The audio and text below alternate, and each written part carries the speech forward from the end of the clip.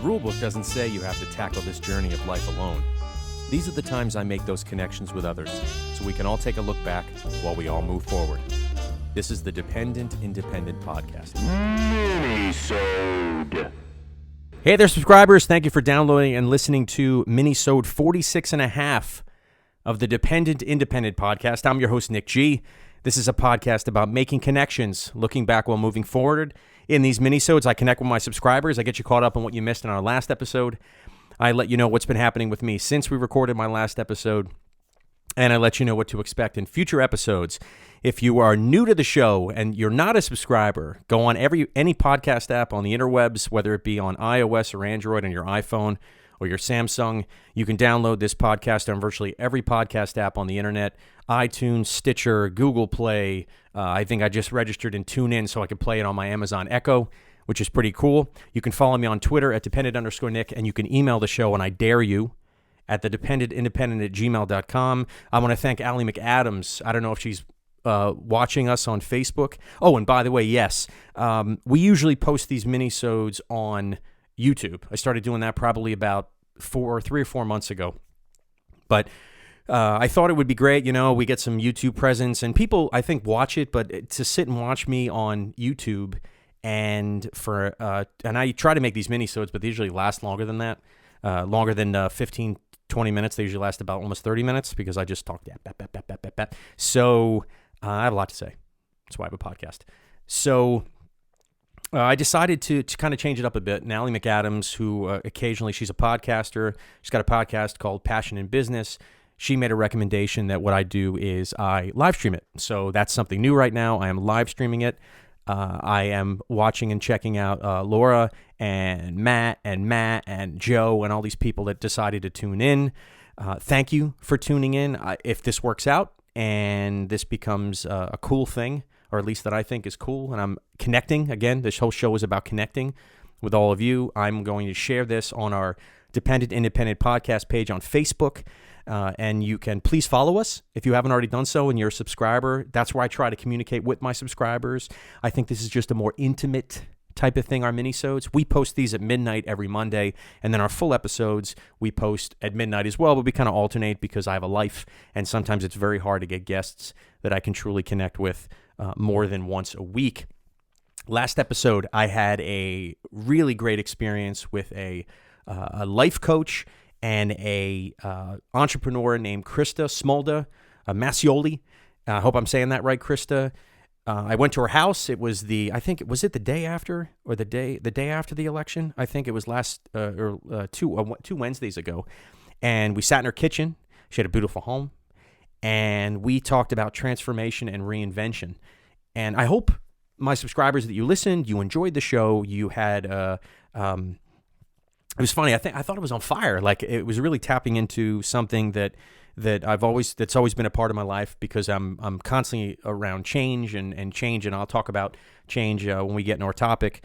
That it becomes a life skill, reinvention, because you really don't have control of what happens around you. Sometimes you really only have control of what happens here, and everyone owns that. And I had a conversation with someone who I work with this evening that I think that's probably the best advice I can give that person, is that sometimes your situation may be the same around you, but I think it's important that you figure out how can you reinvent yourself or change your way of thinking just to get through it, because there's so much happening in the world right now, and it's virtually impossible to not evolve with what's happening, especially for your own sanity.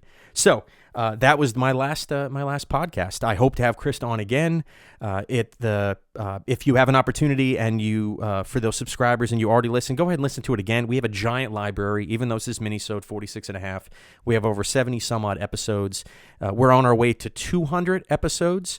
I'm jumping the gun, but we're even anticipating episode 50. We're going to do it at a brewery. Last year when we did our podcast in our year anniversary, we broadcasted from we podcasted a kind of a pub crawl from a brewery to another bar, and I think I might do that again. But I'm kind of dust off my marketing chops. I want to see if I can see what I can do to get people to go to this bar. And I recommend, or I invite anyone who's local in the community here and can actually come here for this, I'd love to be able to have you guys there as part of the TDI community. But I'm kind of thinking of an exercise. I don't really want to talk about it right now because I hate to kind of say what I want to do and have it fall through the cracks. But I want to pull people or patrons that are at the bar to actually take part in the podcast, which would be kind of cool. So let's talk about a topic, because this is a mini-sode and I got to keep it short. I'm a podcast listener. I've been listening to podcasts for a really long time. Some of you tuning in on Facebook are podcasters as well. And when I walk the dog, I usually either bring my Bluetooth earbuds or I throw my phone in my pocket and I turn the volume all the way up, which always freaks out people when they're walking by me. And Scotty Wilson's listening. I say, "What's up, Scotty?" So the other night I was, walking the dog, which I normally do, my buddy Lucky, and I noticed that a couple of my neighbors put their Christmas trees up, and they put their lights up, and it's November 21st, or at least when I saw it, it was only November 18th. It got me thinking. First, my head was like, what the hell are you doing? Why are you doing that? Like, why can't you wait? And I was thinking, I've never realized how judgmental I actually am. And I'm trying really hard to not be so goddamn judgmental, because those that pass judgment should take judgment on themselves, I guess, right?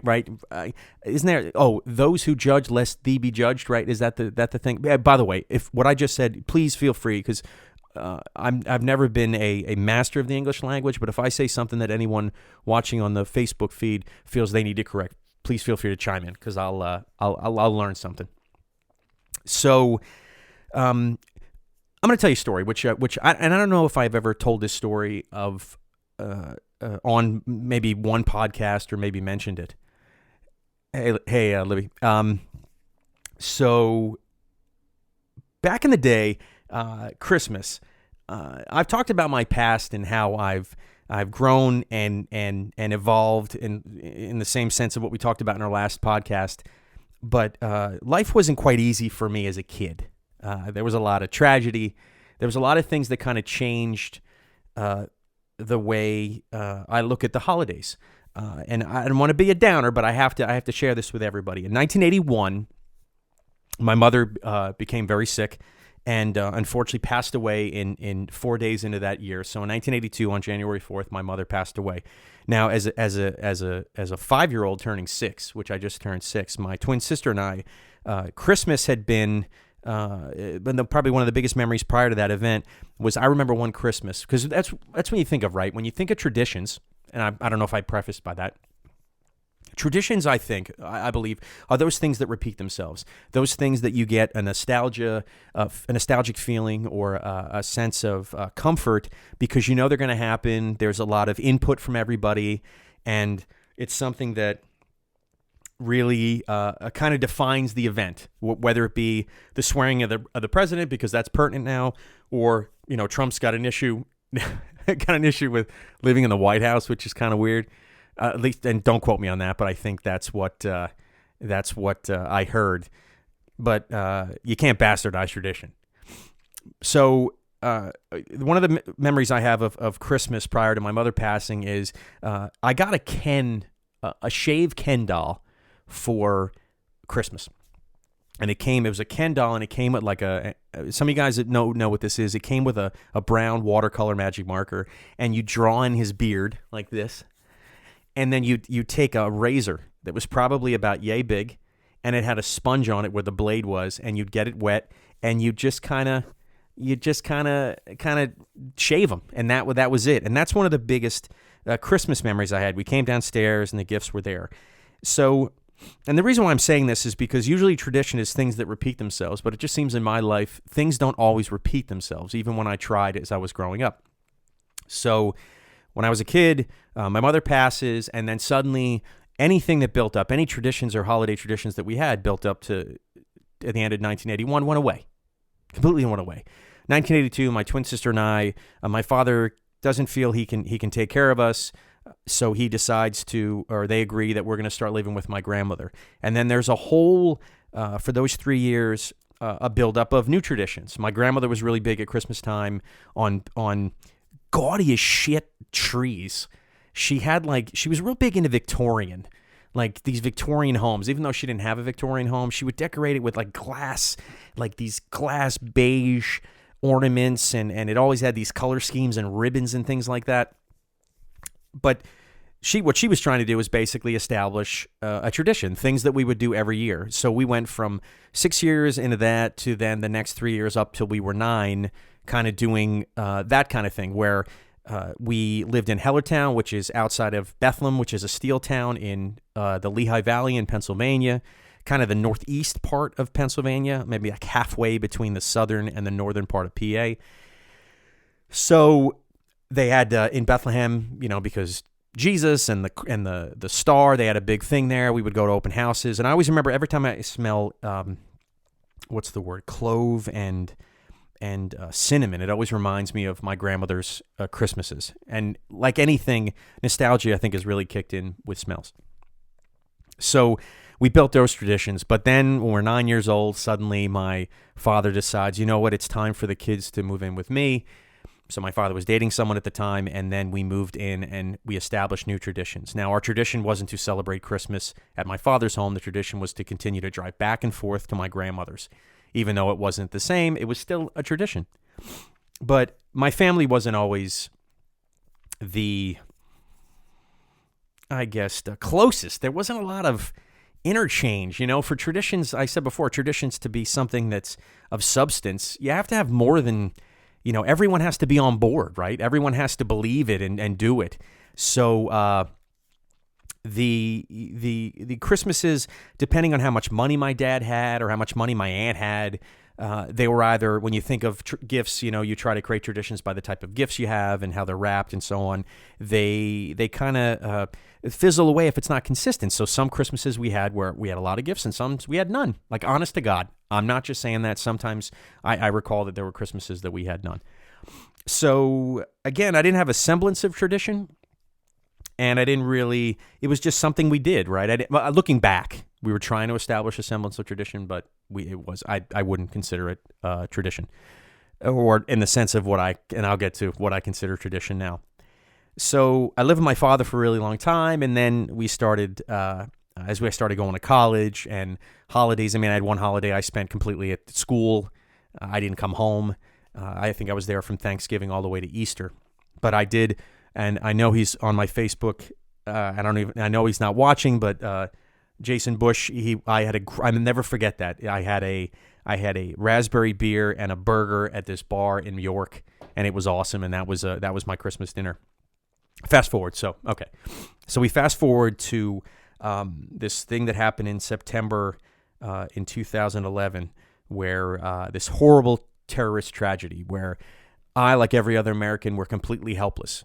But the weirdest thing happened. Oh, when I had moved prior to that, and you've heard this story on the podcast, go ahead and listen to our past episodes where my wife and I talk about how we moved in together and our Valentine's Day together and my job out of college. It's amazing. You should check it out, especially if you're a subscriber. You probably already know. But share the show, actually. That's the best way we get listeners, so share the show and tell your friends about it. When I was in college and those weird kind of Christmases were kind of, they were really inconsistent, I was invited to my wife's cousin's place up in Pittsburgh, and I decided I took the drive up to, I think I was in college. I think Megan would correct me on that. Maybe I was doing that sales company thing. And the craziest thing, I didn't know anyone there except my wife and her parents and her sister, but yet I got gifts. I actually went and I got gifts at this, I remember it was a Sports Illustrated calendar. It was a set of screwdrivers, which was pretty cool, and I think socks.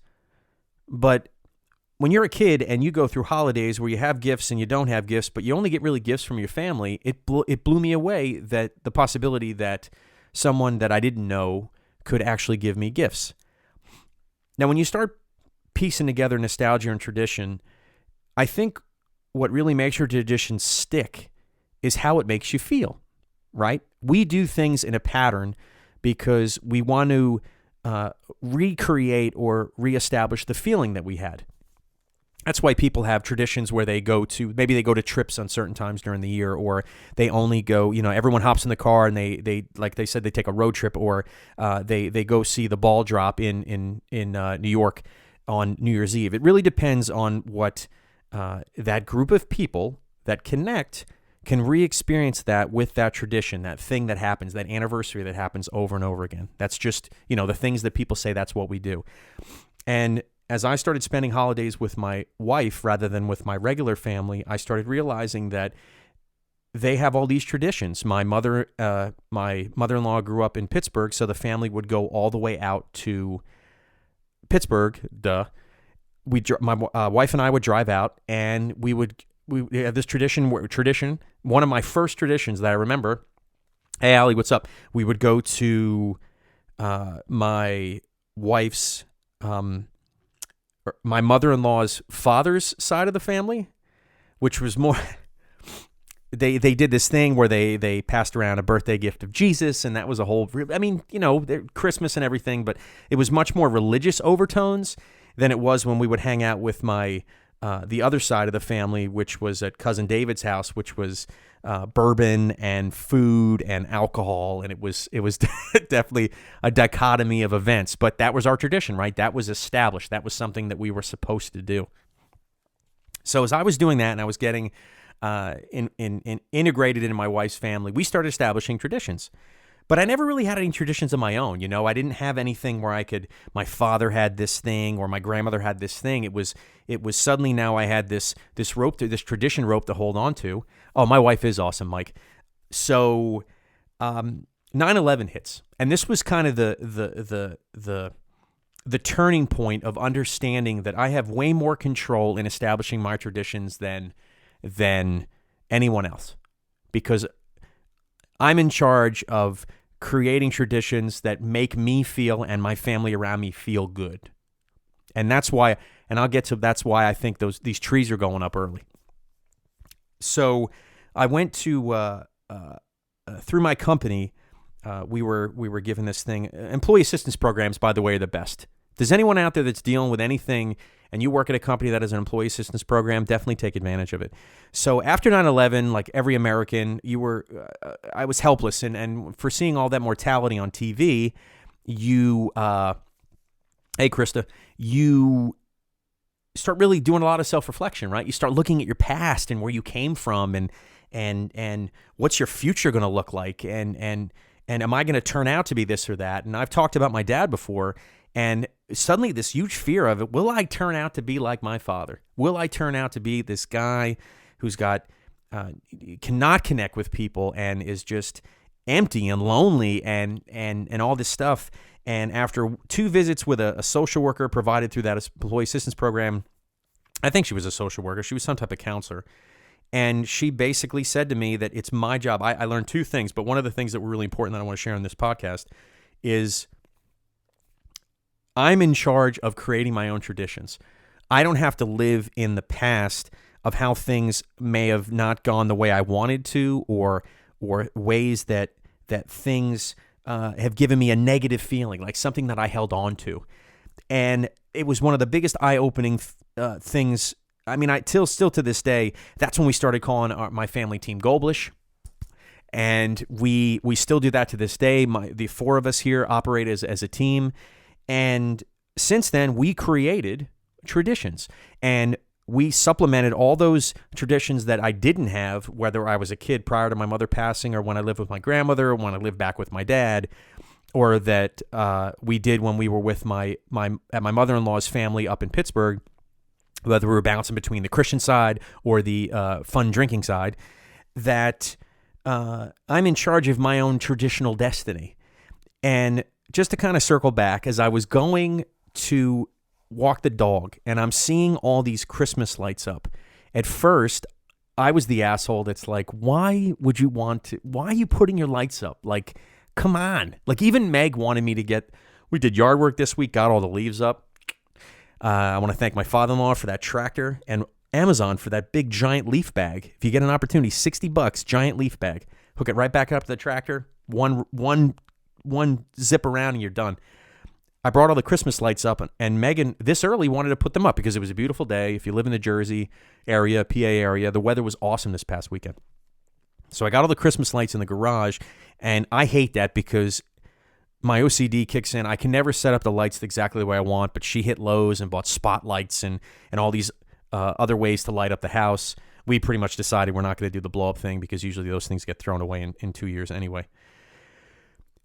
So I'm quick to judge the people in the neighborhood with their trees up. When I stopped and suddenly, and I hope I'm not dragging this idea, but we're quick to judge when people do things differently the way we would do it, or routinely the way we do it, or things that break our traditions.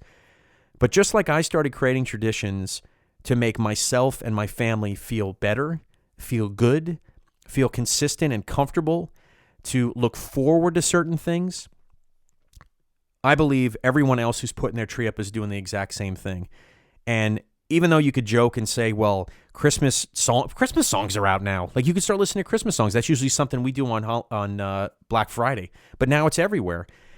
Christmas is the time of giving. I'm sorry, I got Thanksgiving on my mind. That's for thanking.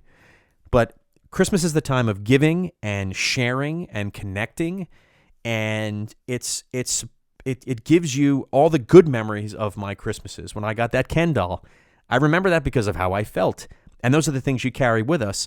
And I think when I was told that I was to make my own traditions, it was those feelings that I wanted to recreate. So all I needed to do is find something to do that we can do over and over and over again every year, enjoy it together, and create our own traditions. So if those folks want to put those trees up a week before Christmas, yes, he is. Yes, Maria, Santa is already at the malls. Because I think we're going to get so hungry for those feelings and creating those traditions, we're going to start putting Christmas trees up the day after Halloween. And I don't think that's a bad thing. I think that's a great thing. That way we can hold on to it. Because eventually, with all the gobbledygook and bullshit in the world, Christmas is the time where we can listen to beautiful music and heat those seasoned candles, or light those seasoned candles in the house and put the tree up. Even if it's a fake tree, we put those pine decorations up that make it smell like it's a real tree. Those are the things that we have to hold on to. So as you tackle this holiday season, whether you've established traditions like me, since I had that great speech on 9/11, and we've been doing that since, and there's things we specifically do every year. Whether you're that person in the neighborhood that decides to put their tree up early or leave it up, I forgive me for judging you, because to me, after thinking about it, all you're doing is trying to hold on that good time, those good feelings, those good traditions that you were able to grasp, whether from your childhood or up through whatever events or things that got you through that stuff. I think it's important that you savor it, you hold on to it, you share it. I shared some of my traditions. I can go on forever, but remember, this is a mini-sode. I think anytime you have an opportunity to create a tradition, even if it's something once a day that makes you feel good, I dare you to do it. Because holiday or not, it's about feeling good in here, and being able to share that with the people around you. Yeah, Scotty, the Ken doll. It was great. No, I shaved my head. Yeah. No, it's not the beard. Oh, Sherry, you coming in late. Ooh, let me like these. Okay, for those listening on the podcast right now, I'm just popping on because this isn't a visual, I'm popping on liking everybody's comments here. All right, the unfortunate thing here is we're kind of winding down because this is a mini-sode, and I like keeping it short. Like I said before, you can follow me on at @dependent_Nick on Twitter. You can follow our Facebook page at the Dependent Independent Podcast page. You can follow us on YouTube, even though I'm going to start, and I'm actually excited how this went. We're going to start live streaming our minisodes on Facebook and then sharing it on on my personal page, and then I'll share it on the TDI podcast page. But if you want to check out the last 5 YouTube videos that I did for my minisodes in the past, that was actually cool. That's actually, Allie was right, Allie McAdam. That's a cool kind of library of videos I can keep on there, archive those. You can check those out at the Dependent Independent podcast page. And because, we're on social media and I'm on Facebook and Twitter and Instagram, Allie, I'll keep throwing some props out to Allie. Allie has pushed me in the right direction to start the official Dependent Independent podcast page on the web, so our website. Now, I consider myself a tech guy, but I need a lot of help. So Allie's been helping me out. I'm checking out articles. So at least by the end of the year, I think in January, we'll launch our website. So it'll be a hub for our subscribers to go and see everything TDI related. There'll be blog posts. We can share other people's blogs. People can put comments. I think that's a little bit better. I created the Facebook page to kind of supplement that. And I think I'm going to just change it up. Again, a tradition that we'll do podcasts we'll do blog posts rather than Facebook posts or things on our YouTube channel. Thank you for listening to MiniSode 46.5 of the TDI podcast. This will post tonight at midnight and all of our shows at midnight. Tune in, subscribe, rate our show on iTunes. I like feeling good about myself, so please feel free to share positive or negative feedback. This is Nick G, your host, on the TDI podcast, MiniSode 46.5, and I'm out.